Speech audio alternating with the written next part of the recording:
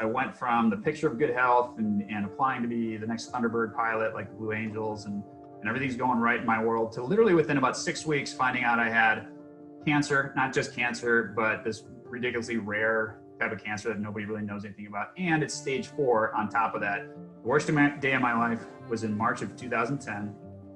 And as I'm driving to the hospital, I have this overwhelming sense of dread. It just keeps getting worse and worse and worse. And as I roll up to the hospital, it's kind of reaching its peak and I'm just really anxious and, panicking.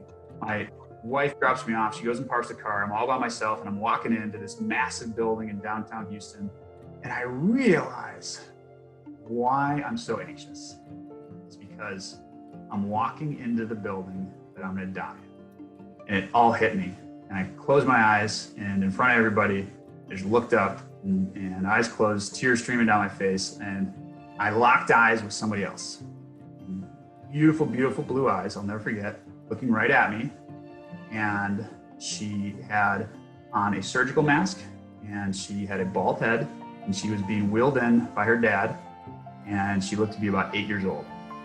And she's staring at me. In that second, all of my self-pity, all the weight of the world, the worst moment of my life, the millisecond before that was gone and is replaced by this feeling of, oh God, help that little girl. Don't help me.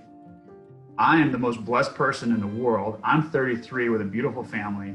I've got an amazing life that other people would love to have. That little girl is not going to live to be a teenager. Help her, not me.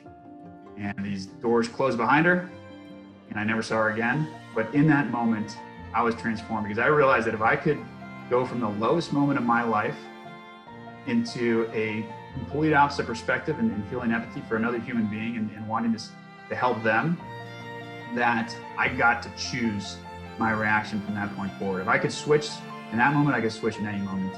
And I said, from this point forward, I'm not going to feel sorry for myself.